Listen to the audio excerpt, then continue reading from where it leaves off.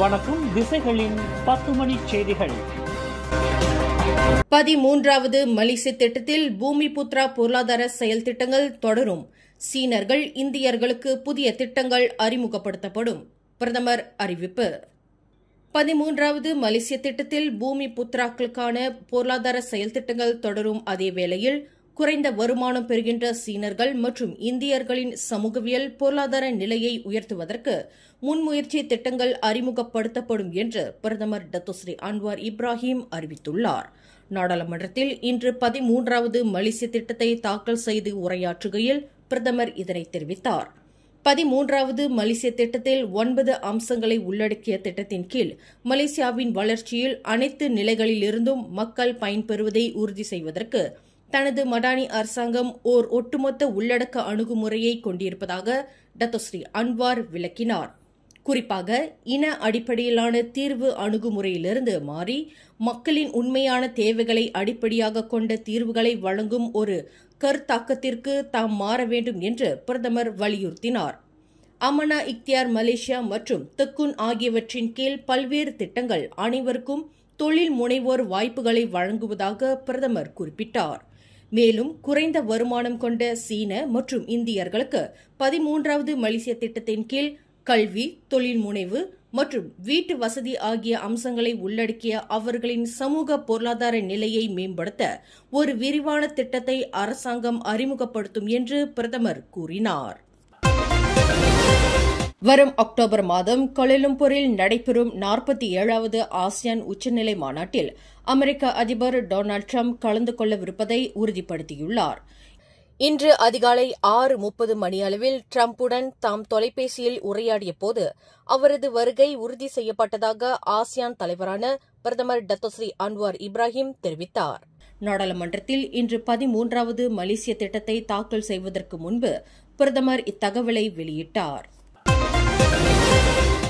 பொருளியல் அடிப்படையில் வரும் 2030ஆம் ஆண்டுக்குள் முன்னணி ஆசிய நாடுகளில் ஒன்றாகவும் உலகின் முதல் 30 நாடுகளுக்குள் ஒன்றாகவும் உருவெடுக்க மலேசியா இலக்கு கொண்டுள்ளது.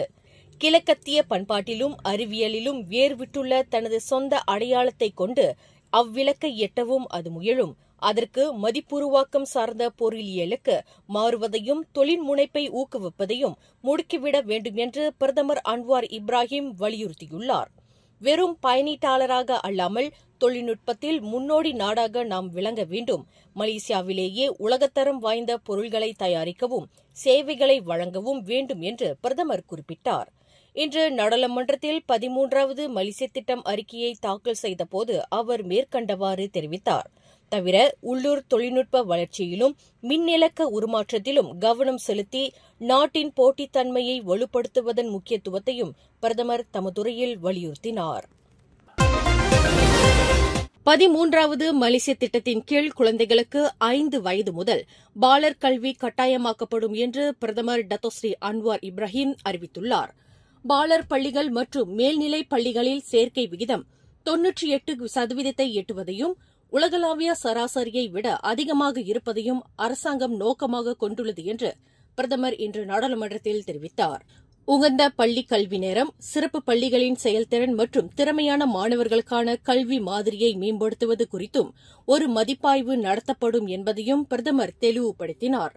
நாட்டின் தேசிய கல்வி முறையின் தரத்தை மேம்படுத்தவும் அனைத்துலக கணிதம் மற்றும் அறிவியல் படிப்பில் சர்வதேச மாணவர்கள் மதிப்பீட்டின் தரங்களுக்கு இணையாக கொண்டுவரவும் இந்த முயற்சிகள் மேற்கொள்ளப்படும் என்று பிரதமர் விளக்கினார். இன்று நாடாளுமன்றத்தில் 13வது மலேசிய திட்டத்தை தாக்கல் செய்து உரையாற்றுகையில் பிரதமர் மேற்கண்டவாறு கூறினார். பேரா பீடோர் அருகில் கம்புங் பசார் பீடோர் என்ற இடத்தில் போலீசார் மேற்கொண்ட சோதனையில் 2 சகோதரர்கள் கைது செய்யப்பட்டது மூலம் ஒரு துப்பாக்கி மற்றும் தோட்டாக்களை போலீசார் பறிமுதல் செய்துள்ளனர்.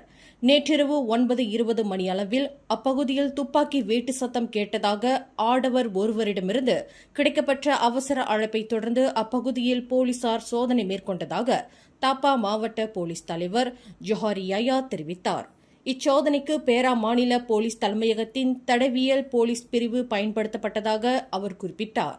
அந்த இரு சகோதரர்களின் இரட்டை மாடி வீட்டை சோதனையிட்டதில் 38 ஸ்மித் வெசன் ரகத்திலான ஒரு ரிவால்வர் துப்பாக்கி, 4 தோட்டாக்கள் ஆகியவை வீட்டின் படுக்கை அறையில் மெத்தைக்குள் பதுக்கி வைத்திருந்தது கண்டுபிடிக்கப்பட்டதாக ஜொஹாரியாயா மேலும் கூறினார். விசாரணைக்கு உதவும் வகையில் 45 மற்றும் 46 வயதுடைய 2 சகோதரர்கள் கைது செய்யப்பட்டதாக அவர் மேலும் தெரிவித்தார். அந்த 2 சகோதரர்களுக்கும் போதைப்பொருள் மற்றும் குற்ற செயல்கள் தொடர்பில் 10க்கும் மேற்பட்ட குற்றப்பதிவுகள் இருப்பதாக ஜொஹாரியாயா குறிப்பிட்டார். இரு சகோதரர்களுக்கும் நடத்தப்பட்ட போதைப்பொருள் சோதனையில் ஒருவர் மெத்தாவெத்தமின் போதைப்பொருள் உட்கொண்டிருப்பது உறுதி செய்யப்பட்டுள்ளதாக அவர் மேலும் கூறினார். எஸ்டிஆர் எனப்படும் சும்பாங்கான் துணை ரஹ்மா மற்றும் மக்களுக்கான இதர உதவி திட்டங்களை தமது தலைமையிலான மடானி அரசாங்கம் தொடரும் என்று பிரதமர் உறுதியளித்துள்ளார். இன்று நாடாளுமன்றத்தில் 13வது மலேசிய திட்டத்தை தாக்கல் செய்த பிரதமர் டத்தோஸ்ரீ அன்வார் இப்ராஹிம் இதனை தெரிவித்தார். மக்களின் பொருளாதார சுமையை குறைப்பதற்கு அடுத்த 5 ஆண்டுகளுக்கான 13வது மலேசிய திட்டத்தில் இந்த உதவி திட்டங்களை தொடர்வதென அரசாங்கம் உறுதி பூண்டுள்ளதாக அவர் குறிப்பிட்டார். கோலாலம்பூர் ஸ்ரீ மகா மாரியம்மன் கோயில் தேவஸ்தானத்திற்கு உட்பட்ட பத்துமலை திருத்தலத்தில் ஸ்ரீ மகா துர்க்கையம்மன் கோயிலில் ஸ்ரீ மகா சண்டி ஹோமம் வெகு சிறப்பாக நடைபெறவிருக்கிறது. ஆகஸ்ட் 1, 2, 3 ஆகிய தேதிகளில் முறையே வெள்ளி, சனி, ஞாயிறு ஆகிய தினங்களில் இந்த மகா சண்டி ஹோமம் நடைபெறவிருப்பதாக கோலாலம்பூர் ஸ்ரீ மகா மாரியம்மன் கோயில் தேவஸ்தான தலைவர் தான் Sri Dato doctor R Nataraja அறிவித்துள்ளார். நாளை ஆகஸ்ட் 1 தேதி வெள்ளிக்கிழமை மாலை 6 மணிக்கு சிறப்பு பூஜைகளுடன் மகா சண்டி ஓமம் நிகழ்வு தொடங்கும் என்று தான் ஸ்ரீ நடராஜா தெரிவித்தார். வெள்ளிக்கிழமை மாலை 6 மணிக்கு விநாயகர் பூஜை நடைபெறும். 2ஆம் தேதி சனிக்கிழமை காலை 6 மணிக்கு ஆரம்பிக்கப்படும் விநாயகர் பூஜை. அதன் பிறகு கணபதி ஹோமம், நவக்கிரக ஹோமம் எல்லாம் நடைபெறும். மாலை அதேபோல் அந்த சண்டி ஹோமத்திற்கு வேண்டிய பூர்வாங்க பூஜை நடைபெறும். அடுத்த ஞாயிற்றுக்கிழமை 3ஆம் தேதி காலை 7 மணியிலிருந்து எல்லா பூஜைகளும் நடைபெற்று சண்டி ஹோமம் காண கிடைக்காத இச்சண்டி ஓமத்தை காண பக்த பெருமக்களும் பொதுமக்களும் திரளாக வருகை தந்து ஓம பூசைகளில் பங்கு பெற்று அன்னை ஸ்ரீ மகா துர்க்கை அம்மனின் அருளை பெற வேண்டுவதாக தான் ஸ்ரீ நடராஜா கேட்டுக் கொண்டுள்ளார். இவ்வாண்டு பிப்ரவரி 10ஆம் தேதியிலிருந்து இன்று வரையில் பள்ளி இடைநிற்றல் பிரச்சினையில் சம்பந்தப்பட்டிருந்த மாணவர்களில் 4758 மாணவர்கள் மீண்டும் பள்ளிக்கு திரும்பியுள்ளனர் என கல்வி அமைச்சின் மாணவர் கண்காணிப்பு செயல்முறை பிரிவு தெரிவித்துள்ளது. 2024ஆம் ஆண்டில் வெற்றிகரமாக பள்ளிக்கு திரும்பிய இடைநிற்றல் பிரச்சினையில் சம்பந்தப்பட்டிருந்த 2708 மாணவர்களுடன் ஒப்பிடும்போது இந்த எண்ணிக்கை அதிகரிப்பை காட்டுவதாக கல்வி துணை அமைச்சர் வாங்காவோ தெரிவித்தார். தரவு அடிப்படையிலான அணுகுமுறை மற்றும் தொடர்ச்சியான கண்காணிப்பு ஆகியவை தேசிய கல்வி செயல்முறையில் மாணவர்கள் மீண்டும் பள்ளிக்கு திரும்பும் விகிதத்தை அதிகரிக்க செய்ய முடியும் என்பது நிரூபிக்கப்பட்டிருப்பதாக வாங்காவோ கூறினார்.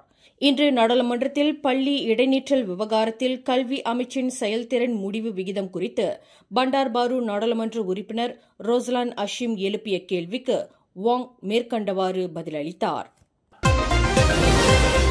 காலனி டிசைன் பிரீனியர் பயிற்சி திட்டத்தின் நற்சான்றிதழ் வழங்கும் நிகழ்வு கடந்த ஜூலை 28ஆம் தேதி HSRDC ஷாலாமில் சிறப்பாக நடைபெற்றது. இந்த பயிற்சி திட்டத்தில் பங்கேற்றவர்களுக்கு காலனி வடிவமைப்பு மற்றும் தொழில் முனைவோர் பயிற்சி அளிக்கப்பட்டது. இதில் அவர்கள் பெற்ற அடிப்படை பயிற்சியின் மூலம் தங்கள் சொந்த தயாரிப்புகள் அல்லது வணிகங்களை தொடங்க வாய்ப்பு கிடைத்தது. நிறைவு விழாவில் SHRDCயின் பொது மேலாளர் பொன் மஸ்லீனா ஒஸ்மான் நிகழ்விற்கு தலைமை தாங்கினார். மேலும் மனிதவள அமைச்சர் ஸ்டீவன் சிம்மை பிரதிநிதித்து டிகெம்லூர்ஸ் கலந்து கொண்டார். பயிற்சியில் பங்கேற்றவர்கள் தங்களின் கைவண்ண வடிவமைப்புகளை காட்சிப்படுத்தினர். அவர்களின் முயற்சிக்கு பரவலான பாராட்டுகள் தெரிவிக்கப்பட்டன. ஸ்லாங்கூர் மாநிலத்தில் 3 மாவட்டங்களில் நாளை ஆகஸ்ட் 1ஆம் தேதி முதல் ஸ்மார்ட் பார்க்கிங் முறை அமல்படுத்தப்படவிருக்கிறது. ஷாலா மாநகர் மன்றம், சுபாங் ஜயா மாநகர் மன்றம் மற்றும் சிலாயாங் நகராண்மை கழகம் ஆகியவையே அந்த 3 இடங்களாகும் என்று ஸ்லாங்கூர் மந்திரி பசார் டத்தோஸ்ரீ அமீருddin ஷாரி கூறினார். இத்திட்டம் முதலில் 3 மாவட்டங்களில் செயல்படுத்தப்படும். பட்டாலிங் ஜெயா மாநகர் மன்றம் இத்திட்டத்தின் அமலாக்கத்தை ஒத்தி வைத்துள்ளது என்று சிலாங்கூர் மாநிலத்தின் 2024ஆம் ஆண்டுக்கான விவசாய மக்கள் தொகை கணக்கெடுப்பு இடைக்கால அறிக்கையை வெளியிடும்போது அவர் இதனை தெரிவித்தார். முன்னதாக சிலாங்கூர் மாநிலத்தில் செயல்திறன் மற்றும் மாநில வருவாயை அதிகரிக்க பல மாநகர் மன்றங்கள் மற்றும் நகராண்மை கழகங்கள் இந்த ஸ்மார்ட் பார்க்கிங் முறையை செயல்படுத்துவது தொடர்பாக மாநில அரசு தொடர்ந்து விவாதித்து வருவதாக அமீருddin தெரிவித்தார். இதில் பட்டாலிங் ஜெயா மாநகர மன்றம் இந்த திட்டத்திற்கு ஆட்சேபனை தெரிவித்துள்ளதாக அவர் கூறினார். நாளை வெள்ளிக்கிழமை ஆகஸ்ட் 1ஆம் தேதி முதல் ஸ்மார்ட் பார்க்கிங் முறை மூலம் பார்க்கிங் கட்டண வசூலை செயல்படுத்த ரந்தாயன் மஸ்ர சென்ட்ரியான் பர்ஹாட் என்ற நிறுவனம் நியமிக்கப்பட்டது. தெலங்கானா கடற்பகுதியில் பாய்மரக் கப்பல் ஒன்று கவிழ்ந்த சம்பவத்தில் 2 துருக்கி நாட்டு சுற்றுப்பயணிகள் உயிரிழந்திருக்கலாம் என்று அஞ்சப்படுகிறது. இந்த சம்பவம் கடந்த செவ்வாய்க்கிழமை கோலா தெலங்கானாவிலிருந்து 30 கடல் மைல் தொலைவில் உள்ள புலாவ் யூ என்ற இடத்தில் நிகழ்ந்துள்ளது. டெய்ஸி என்ற அந்த பாய்மரக் கப்பல் தியோமான் தீவிலிருந்து தாய்லாந்து பட்டானியை நோக்கி சென்று கொண்டிருந்தபோது கடலில் கவிழ்ந்ததாக அஞ்சப்படுகிறது. புயலில் அந்த பாய்மரப் படகு சிக்கியிருக்கலாம் என்று கூறப்படுகிறது. மேலும் செய்திகளை தெரிந்து கொள்ள கீழே இருக்கும் பெல் பட்டனை அழுத்துங்கள். உங்கள் மகிழ்ச்சியை வெளிப்படுத்த லைக் மற்றும் ஷேர் செய்யுங்கள். தொடர்ந்து திசைகளோடு இணைந்திருக்க சப்ஸ்கிரைப் செய்யுங்கள்.